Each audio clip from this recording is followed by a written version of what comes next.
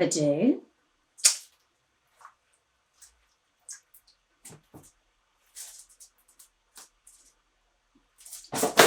oh, damn it. Typical. It seems mad going to all this trouble just for 4 of us, but, well, you have to, don't you?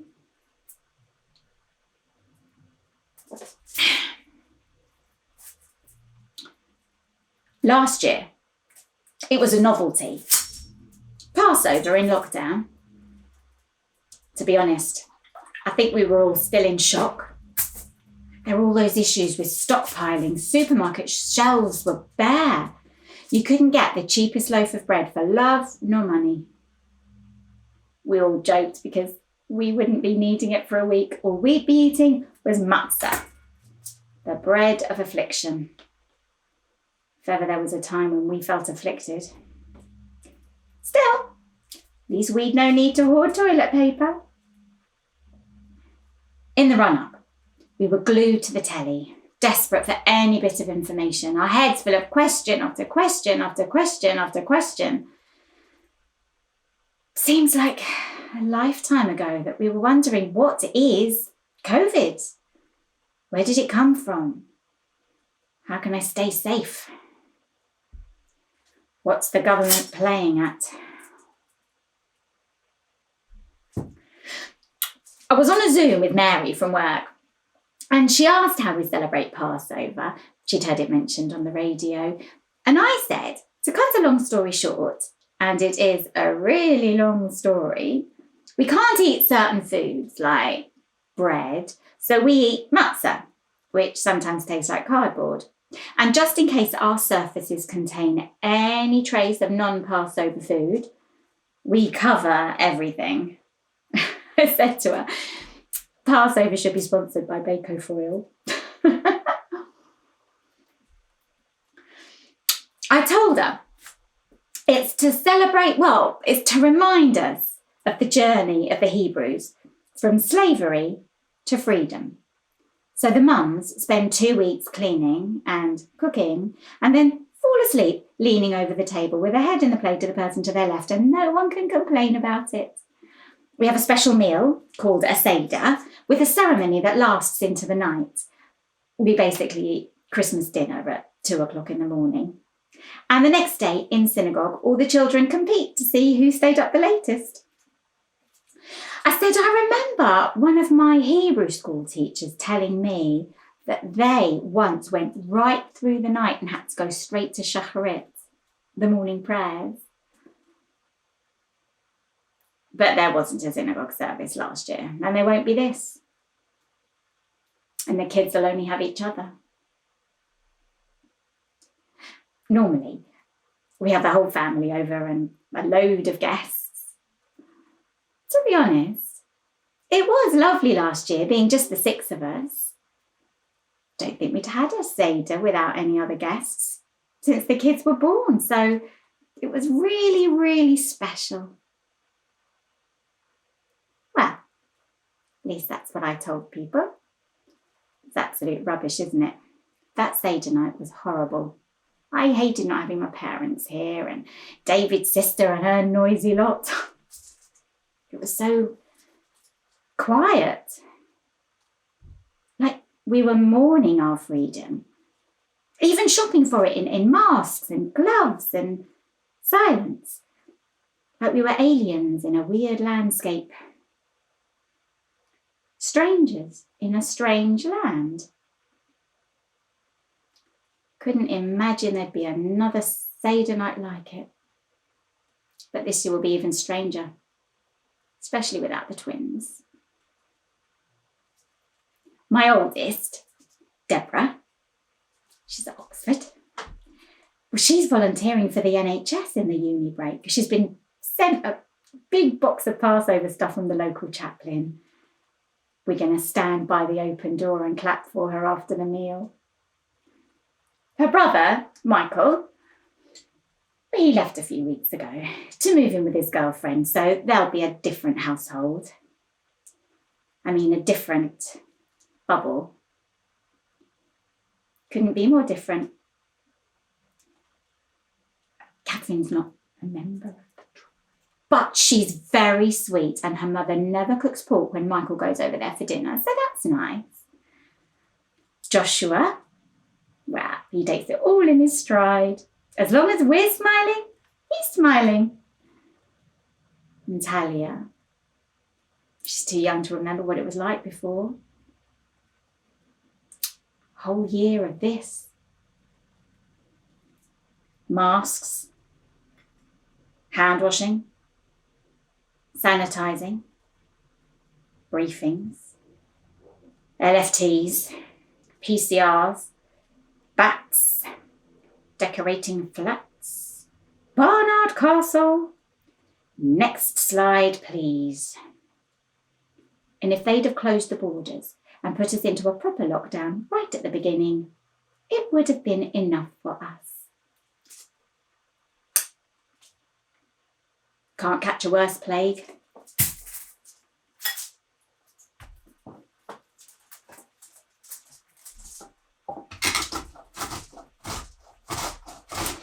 David's sister works in a care home. Last year, she asked us to help with an online celebration for the elderly residents. 5 families took part. We each had a separate section of the Seder to share in our own way. Oh, it was really beautiful. Well, until the end, when the organisers asked all the children from the different households to sing Chad Gadya together to the traditional tune. It's like a song. It's like that one, the old woman that lived in a shoe. Or swallowed a fly. Yeah, whatever.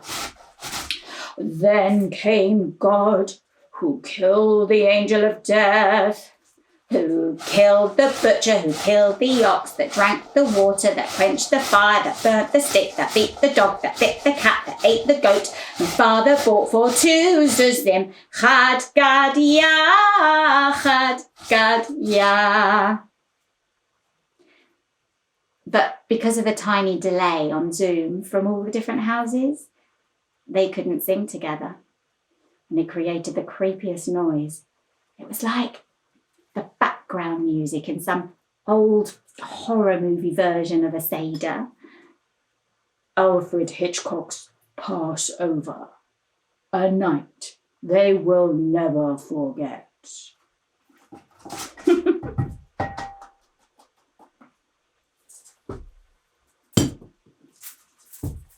This paste, Haroset, represents the cement that the slaves were forced to use.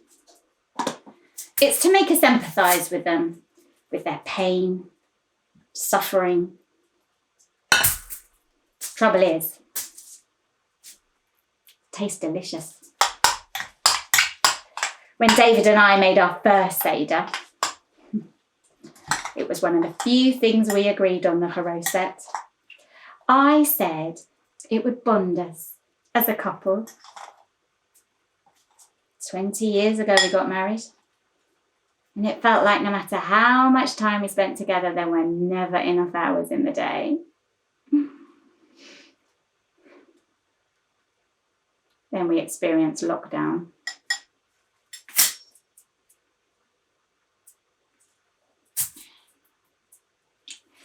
When Michael was at primary school, he asked my mum what it felt like when she was a slave in Egypt. My dad thought it was hilarious. He's a year younger than her, and he spent the rest of the night making jokes about how he was born in freedom.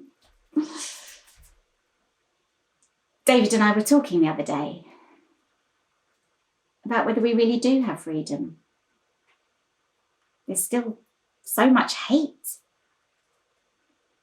A swastika was graffitied onto the walls outside Talia's school last week. Someone posted a photo of it on the mum's WhatsApp group.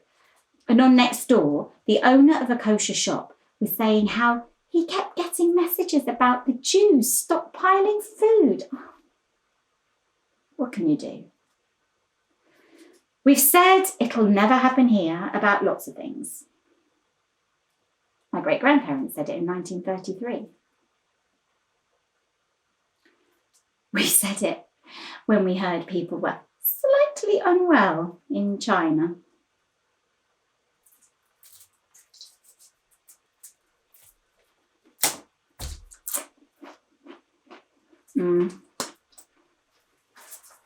I'd better wrap the other bit up. Don't want it to go stale before tonight.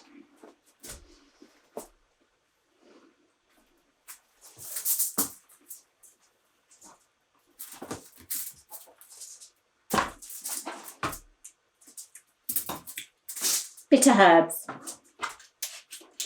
To remind us of the bitterness of oppression. That burning feeling at the back of your throat when you eat it. You won't even notice it this year after all the swabbing.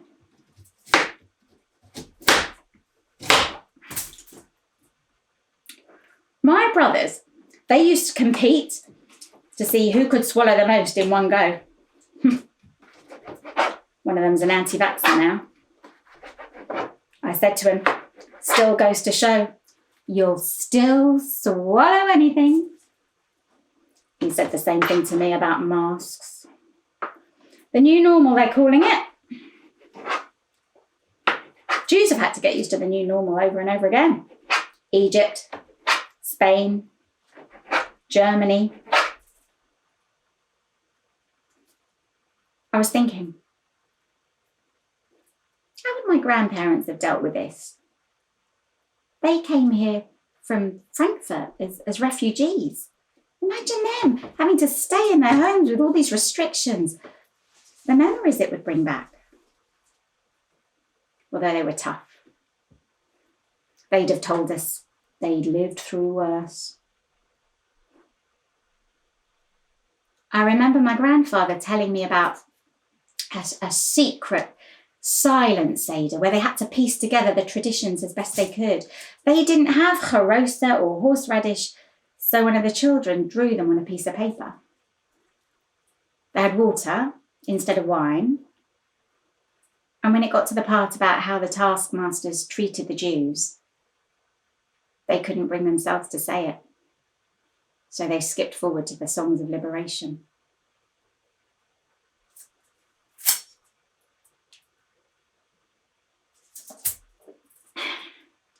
Surely this isn't too much to put up with. So it's a small affair. What's that in the greater scheme of life?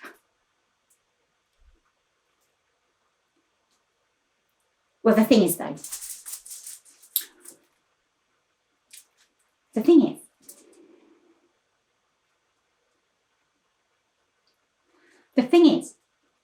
I'm so angry. I'm so angry. I don't want to be sensible. I don't want to worry about people in worse situations, sitting down to a Seder all alone or waiting by the phone for news of a loved one in hospital. I don't want to be grateful to the NHS, angry at the government, frustrated with the schools. I want to drive to Manchester, pick up my in-laws and moan about the traffic. I want to sit around a big, noisy table with everyone joking about whether matzah gives them constipation or the runs. I want to stick 2 fingers up at my neighbour and sing Who Knows One at 2 a.m. at the top of my voice. I don't want to worry about whether next year's Seder might also have people missing. Perhaps forever. We've kept to the rules. And I want to be that good person. I want to be. But I'm so angry.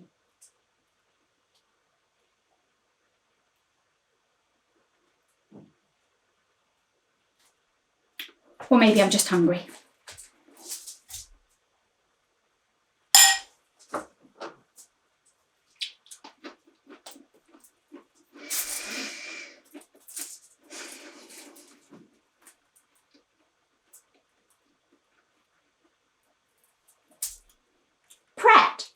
We'd charge you $4.99 for that and call it a vegan wrap.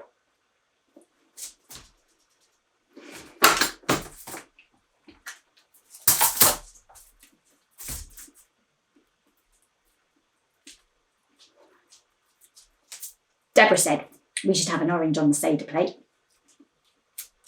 I said, what does that represent? The commandment to be fruitful and multiply. She said, no, it's because of a Reformed Jewish woman, a professor, who was told once by a rabbi that women have as much place leading synagogue services as an orange on a Seder plate. It's a nice idea.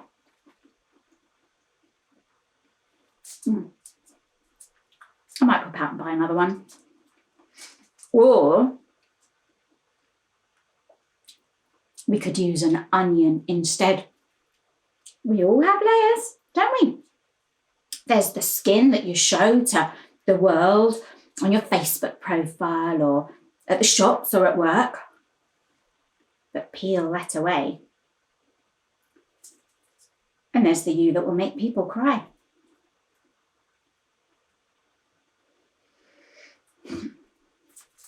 Stick that mask back on.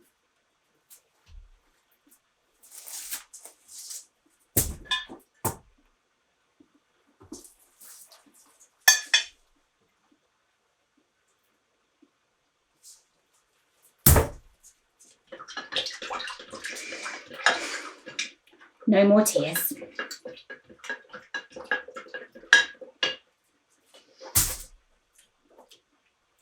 And then the eggs. Well, they're the circle of life, aren't they? Except the circle's hidden on the inside.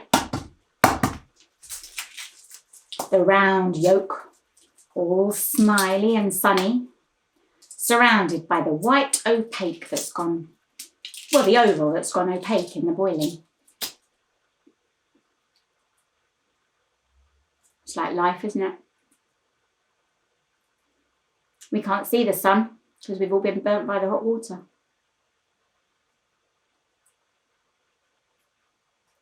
Every year, David and I argue about these poxy eggs.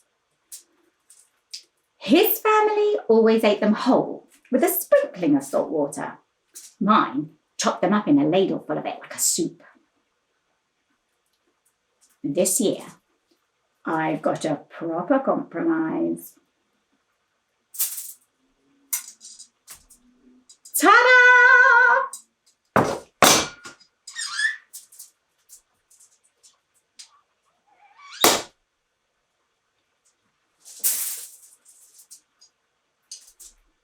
Now neither of us is happy. Perfect.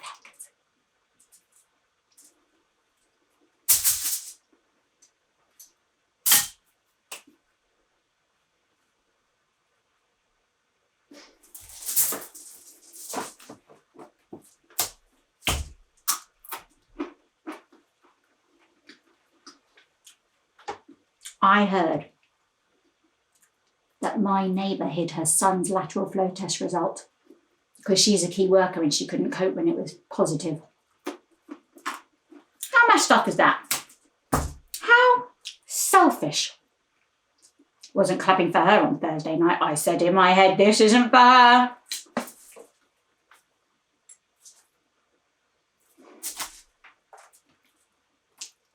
"12 months on. And we're still painting rainbows on the front of our houses so the angel of death passes us by. A whole year of WhatsApp instead of a social life. Next door instead of neighbours. Facebook instead of real relationships. No standing by the school gate chatting. Getting our news from Twitter.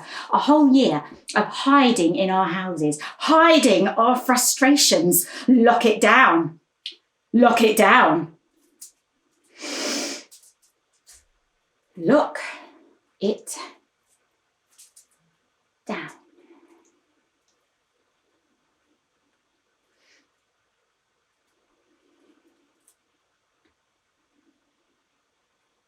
Still, I should count my blessings. We have plenty of food, if anything, too much. Our parents are all still alive.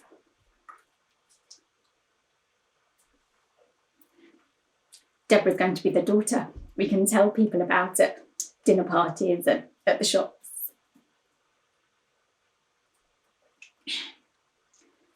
Michael hasn't married Catherine yet. Catherine hasn't said she won't convert. Joshua did not punch that kid. Talia didn't wet the bed. The supermarket delivery had nearly everything. The substitution wasn't bread. Silver foil exists.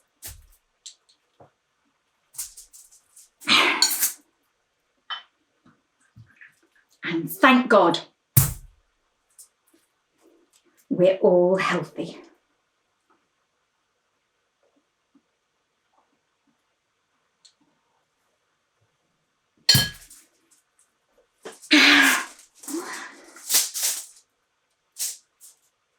Who knows 13? I know 13. 13 are the something of la la la. 12 are the tribes of Israel. 11 are the stars in Joseph's dream. 10 are the 10 commandments. 9 are the months before a baby is born. 8 are the days of 7 are the weeks and 6 are the books and 5, 4, 3, 2, 1. That's like the 12 days of Christmas, that one. I should tell Mary we've got our own one. Who needs Christmas when you can eat a boiled egg in salt water at 2 a.m. and sing songs about goats?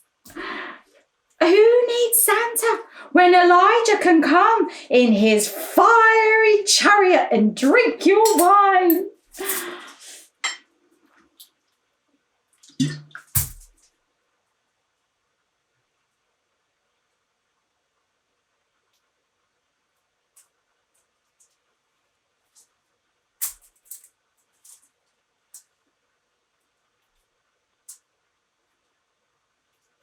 It can't be like this again next year. Can it? I'm going to tell David. I'm going to tell him. I don't want to make another teeny tiny Seder. I want to go on holiday and let the whole thing pass over me. Next year. In freedom. Next year, in Jerusalem. Lashana Haba'ah B'Yerushalayim. Kadesh